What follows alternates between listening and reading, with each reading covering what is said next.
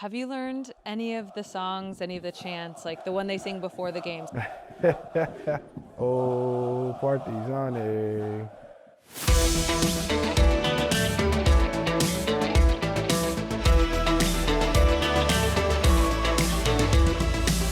Welcome into the EuroLeague and Friends MVP Talk podcast. I'm Olivia Harlan-Decker, thrilled to be back with you as we celebrate the amazing individual performances every month from our MVP. Partizan was the king of March. We know that. They're the only undefeated team, a perfect 5-0 in EuroLeague play. They're ballin' in Belgrade, and fans are super hyped ahead of the Serbian Derby. They're chanting MVP at this guy, and we heard them. Congratulations to this month's EuroLeague MVP, Carlik JONES. Welcome on. Thank you. I appreciate that. We're so excited to have you on. Look, you had over 18 points per game, 92% from the free throw line. That's incredible. 20.8 PIR. But what makes this story so interesting to me and why I'm hooked on it is you had just returned this month, basically late February, from an injury that goes all the way back to October. You missed 23 EuroLeague games. I don't think many people expect to come back that strong, more like ease into it. You didn't really have to ease into it, did you? No, not really. I like to give a shout out to God first, who's allowed me to continue to play this game again, who's allowed me to come back healthy with no serious setbacks or problems.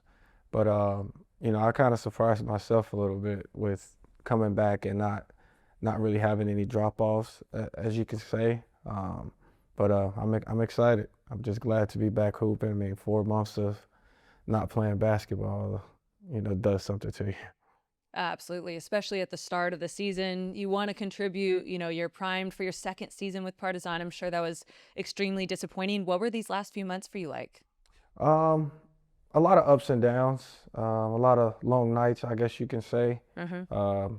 Wanting to be out there with your team, wanting to, help them through, the tough times that, the team faces during the year. But also just trying to, look at the positive things, try to, get my mind off of things and try to see what I like to do in life outside of basketball, being out so long. But it was tough. The best thing I could do is just kind of, lift every day, work on my body, eat the right way, and just kind of prepare for my process to get back. Well, it sounds like you did all the right things. I'm sure had a great staff with the team helping you rehab. Like I mentioned, you signed back with the team. So it's your second season in EuroLeague. And you know how stacked the talent is. There's never an easy night. There's never an easy opponent. So how does it feel to be recognized as the most valuable player for the entire month across the league? Like I said, it's a blessing. Like you said, I mean, it's a lot of stacked teams, a lot of great teams, a lot of great players. I think it's a big time award, and I'm glad that I was, able to come back and compete and were able to win this award.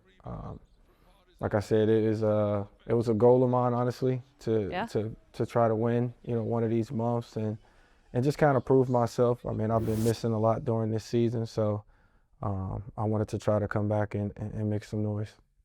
Well, you certainly did. It's funny you said it was a goal of yours. I bet you just thought, oh, it might come later this season, not my first month back. I guess I'm still Yeah. kind of hung up on that. I mean, when you started rejoining the team in practice and then the first couple games, how did you find your way back on the court? I give a big shout out to my teammates. My teammates, my coaching staff. Um, they kind of just told me, after an injury, not playing for a while, that just be yourself, and trust your teammates, trust us that we'll have your back and we'll support you, whatever. And I think that kind of boosted the confidence that I've already had. Like I said, I had everything to be happy about.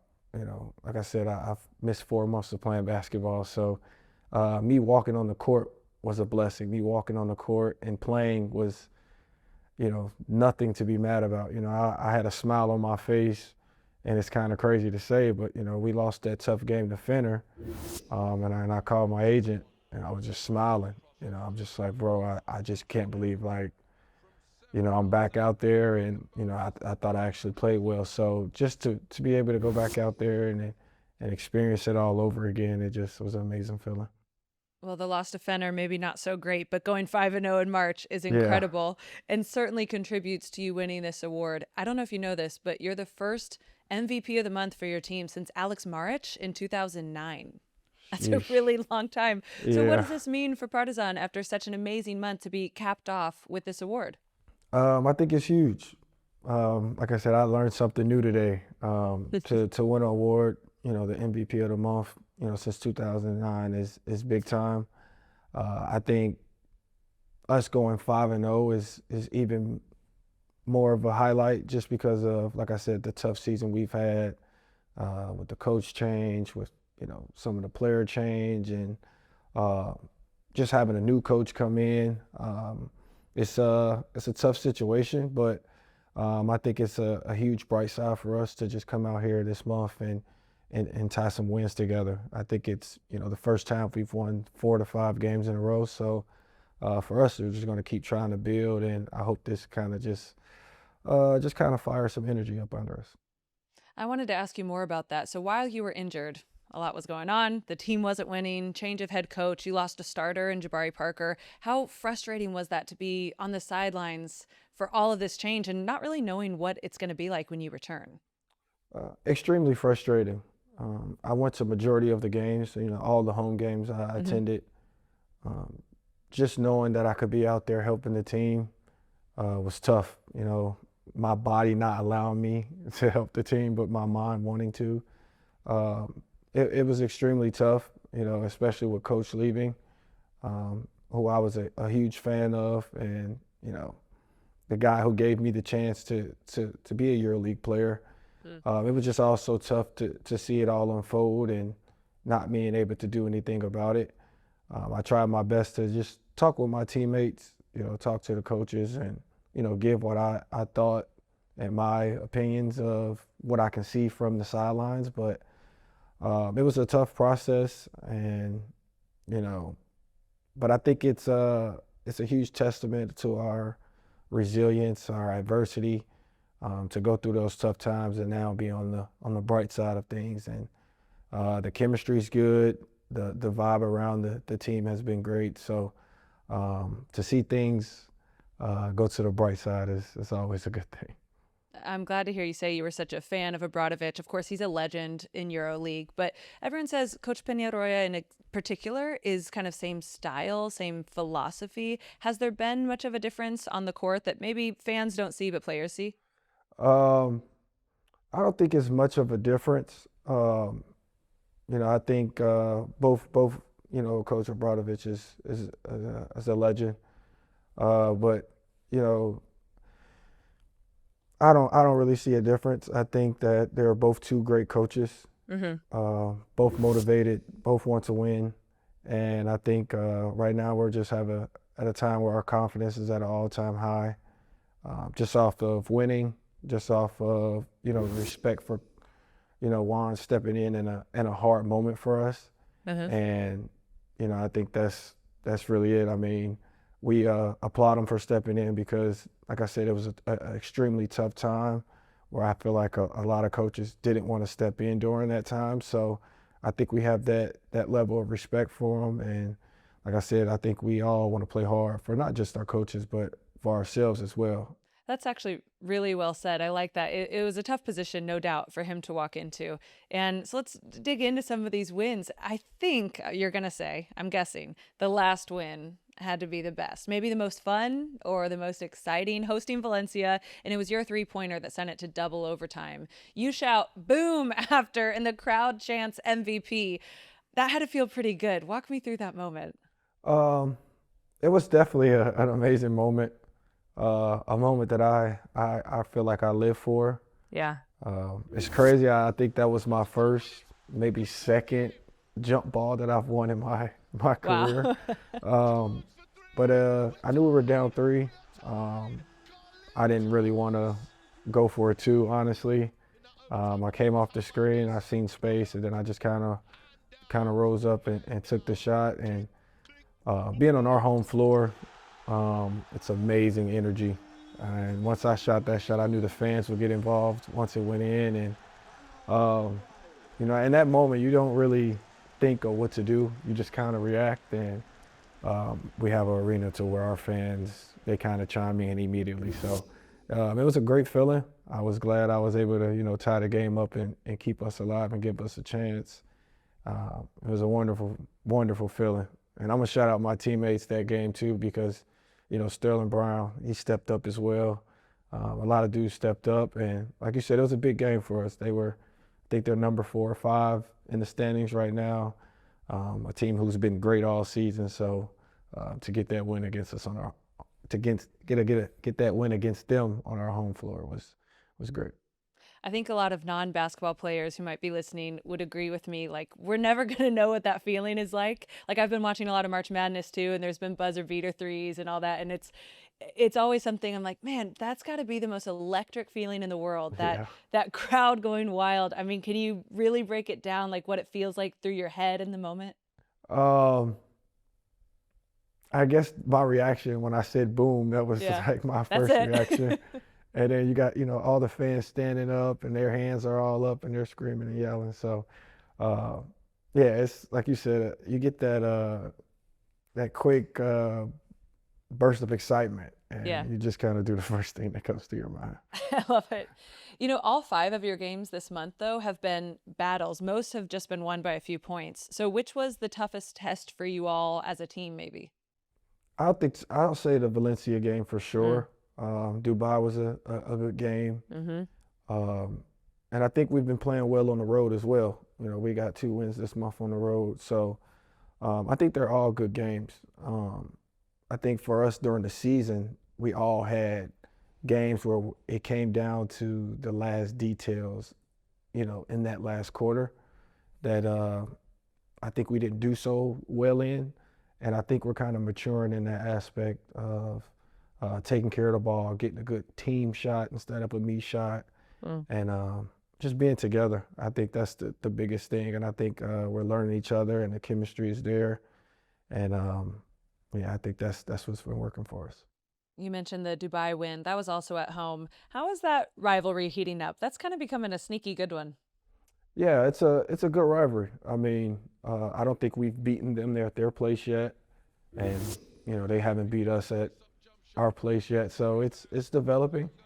Like I said, it's a good Dubai team, and for me, that was my first home game back. So it was very exciting. The energy was electric as always. So like I said, we're in both leagues together. So I think that rivalry will be good.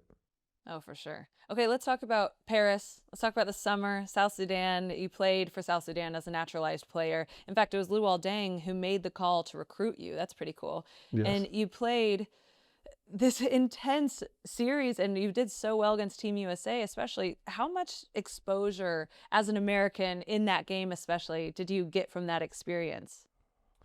A lot of exposure. I don't think a lot of people might have not known who I was before that game. For me, it was a game I kind of took personal, just because I had a short stint in the NBA. I had LeBron was an idol of mine growing up. KD also, a lot of those guys are guys I watched growing up. And to get to play against them and get to prove myself against them was like kind of high on my list. So, I mean, it was amazing. I got a lot of following, a lot of love, and a lot of attention from that game. And I think that game is what kind of, got my name out there. Well, I was going to ask you about LeBron, because you're from Ohio, and you were just a toddler when LeBron James was drafted by the Cavaliers and obviously started this incredible career. So I imagine, as you're taking the court and you see him lined up against you, that had to be kind of a pinch me moment as you think of yourself as a kid? Yeah, a little bit. I kind of had the pinch me moments and warm-ups where it was like, all right, I'm really about to do this. I'm really about to play against these guys. And once the ball went up, it was, all those childhood memories, all those idle talks and stuff like that, that kind of went out the window, because it was like, we're not friends, No. and that's how they probably would approach it as well. So it was just try to win the game and, try to kill everything in front of me. They ended up getting the win due to my miss, but it's all right. We competed. We showed who we were that game, and like I said, it's something I'll remember for the rest of my life. I mean, that team and that game kind of fit your underdog mentality, right? Yes, 100%. And like I said, you're going up against all these NBA, all these Hall of Famers. I mean, that was quite a thing on such an international stage. So just wanted to congratulate you on that. That was an incredible game to watch. It was an incredible run to watch.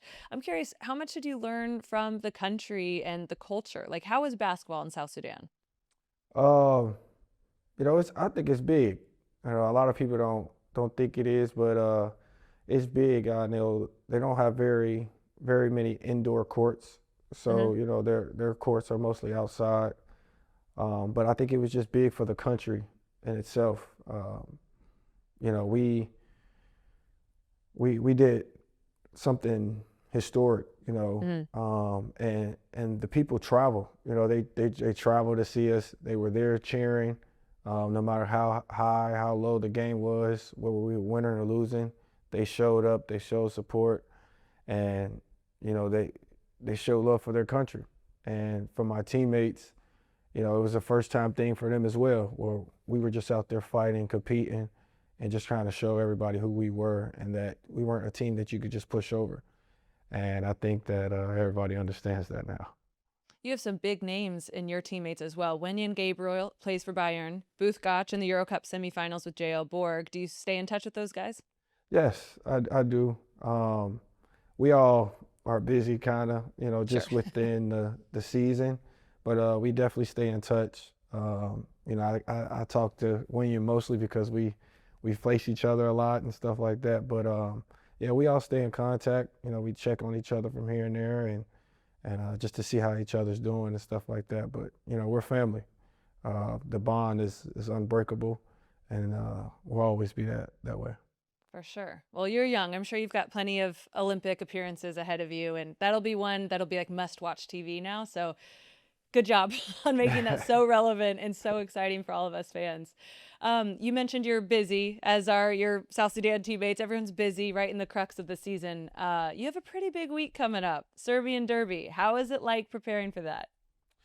Um, it's a little extra, Mm. meaning like everything's more detailed, everything's more, um, I would say, strict or like emphasized, because you want to win this, game, not only for yourself but for your club, for your organization, to be able to say that you won the last derby.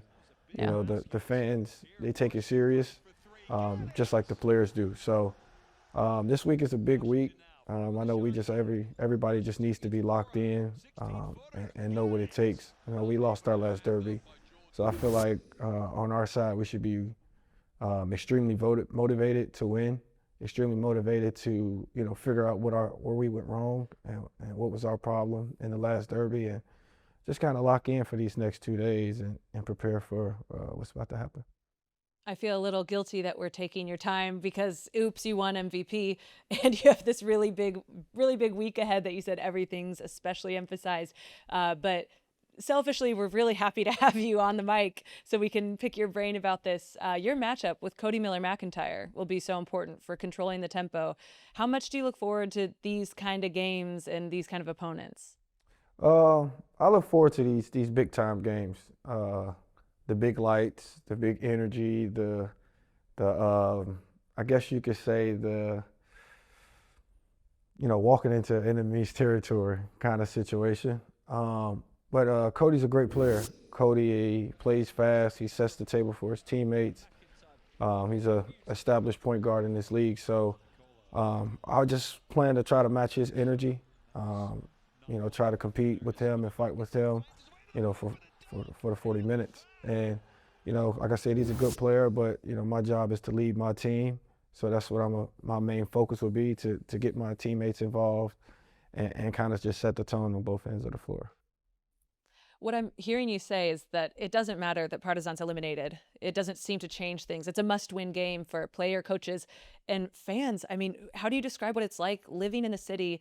And I'm sure fans come up to you all the time. And I'm sure since the beginning of the season, especially when you re-signed, they're talking about these games. Yeah, I mean, I think they're the most important games of the year. Yeah. Um, I think the fans, like when it comes to the Derby, I mean, nothing you did before the Derby really matters. Once you win that Derby game, it's like, you've won a championship. But it's crazy. You know, your fans just want you to win the Derby. Like I said, it's like a bragging rights kind of thing. So the biggest thing is just, to try to beat your rival in every matchup that you possibly can. I think every game is important, but like I said, this game just means that much more. Have you learned any of the songs, any of the chants, like the one they sing before the games? Oh, Partizan, and then we all just jump, and it's the best. Yeah. It's the energy is just amazing. And sometimes I even mess up on the words, and I'm not gonna do that on here because I know they get on me. But but I try, and it's all about just kind of interacting with them and just letting them know that you're kind of bought into their culture and that it's kind of like a family thing. So it's a bunch of chants. Like I said, I need to learn the names of the chants, but when they start them and I hear them, I know exactly what they're saying. I think the words are safer on the one that you picked. Oh, Yeah. Partizan. Yeah. It's much safer. You mentioned people, commenting and whatnot. So this leads to my next question about social media. Since your return, the comment section under every Partizan related post have been full of fans talking about your impact. They are so excited to have you back. Do you ever check those? Are you the kind of player that uses that as motivation, positive or negative? Um, I don't necessarily check them. Like I see them, under the pictures and stuff like that. But it just happened to see them if I scroll. But like I don't really pay attention, to what they're saying in the messages or comments. I love to see the comments where it's, maybe I see MVP under there, or maybe Yeah, I that's a see good one. my favorite thing to see is just the black and white hearts. Oh, yeah. It's just to show love, and that's the best comment you can give me is a black and white heart, just to let me know that like I said, it's a family kind of thing. But as far as like the negative, I mean, if I scroll down and I see it, but I don't really pay too much attention to it because, like I said, I know the black and white family's behind me. That's awesome.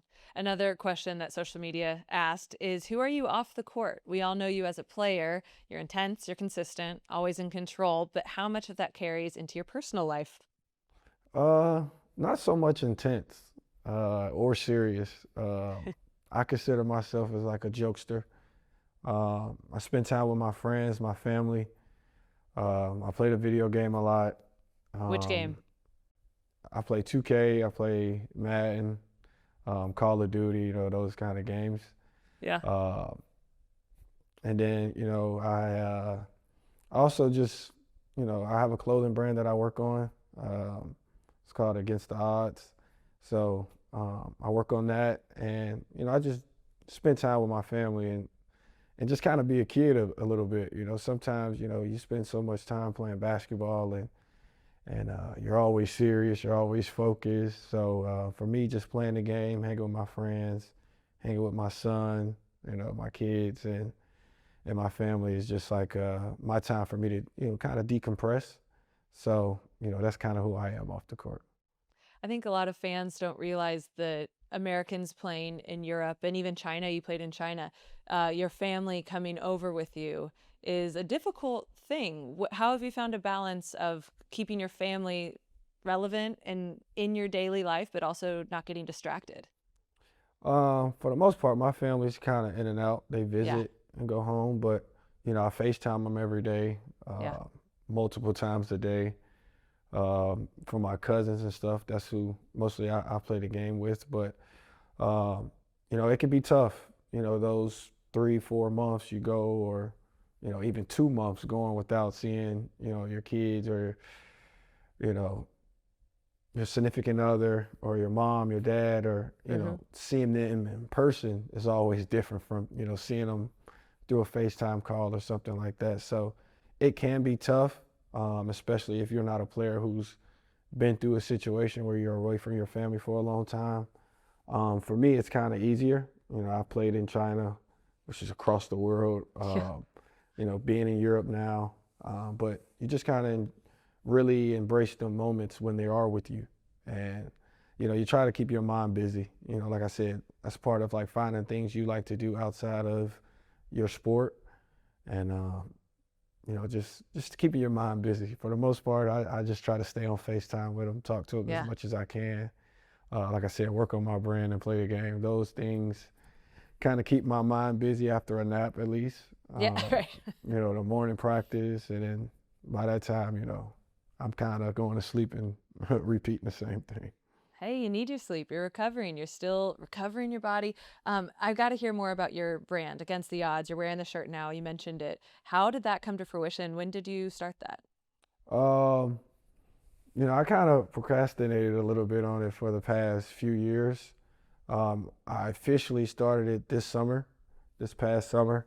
For me, Against the Odds, I think for my brand, it's about what it means to you. Mm-hmm. For me, it's I feel like the odds were stacked against me my whole life. A lot of people don't know when I was born, I was told I would never be able to play sports. Wow. But by the age of 2 or 3, I was cleared to play sports. As a kid, you never understand, what was going on. You can't always remember that, as a toddler. But for me, I hold dear to my heart that my parents and what they might have had to go through or what they kind of suffered during that stint. So I keep it, close to me. I wasn't highly recruited coming out of high school. I wasn't, a 5-star, 4-star kind of, player. So I always felt like I've had to prove myself. So, that's kind of my thing is Against the Odds. That's my brand. So, but it's about, whatever you feel like, it does to you. It could be whatever situation, whatever thing that you've been through in life that you've, surpassed and you succeeded through. And, that's kind of my message. I also, give a lot of credit to God. A lot of my shirts, on the back of them say, with God, I lack nothing. So I just kind of deliver messages, through God and, through, kind of my journey and what I've been through. And like I said, hopefully it kind of just reaches, people worldwide and, kind of send that message to them. Man, I did not know that story about when you were a baby. That says a lot about your parents as well, like you mentioned, and your faith and your determination. That's an incredible story. And I hope you know how many people you are impacting and influencing, whether it's on the court, on social media, with your brand, maybe passing someone in the street and they see your shirt. Like, you're doing a lot and you're a really incredible story. I'm so glad we've had the chance to sit down and learn more about your story. Thank you. We can lighten it up now just to finish off. We have some quick fire trivia questions. And these are going to be some fun ones. How much Serbian have you learned? Do you have any favorite words? I'm sure some curse words have come up on the court. Yeah, curse words usually. The curse words are bad, but I'm gonna just say Izvini. Izvini. Okay. Izvini What's just that like mean? excuse me or something like that. So. Yeah. Okay, who's the most difficult player to stop in the EuroLeague right now? I'll say Taylor Horton-Tucker. All right, that's a good answer.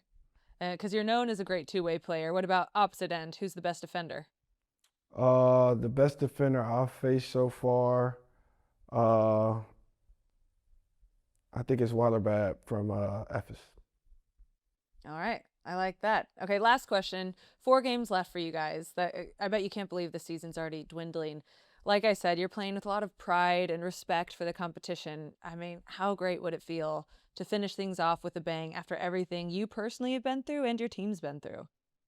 It'll be amazing. I think it's it'll be great to win the rest of these games out. You know, it'll be extremely tough. Like I said, it's a lot of good teams that we're facing on a nightly basis. But to win the rest of these games would be huge, and or to win majority of the rest of these games would be huge. So that's the goal. That's the energy that's revolving around the team right now. So that's our plan. That's awesome. Thank you so much for joining us. Like I said, I know you have a busy week. Best of luck this week and in your remaining EuroLeague games. Thanks, Carlik. Thank you. Thanks for having me. Everyone, make sure you like and subscribe and comment. You can find us across all audio platforms, and be sure to join us next month for next month's MVP. Carlik, you know you can win it more than once. Yes. Yes. Okay, I'll try to win it again. There you go. There you go. Thanks for joining us. Bye. Bye. Thank you.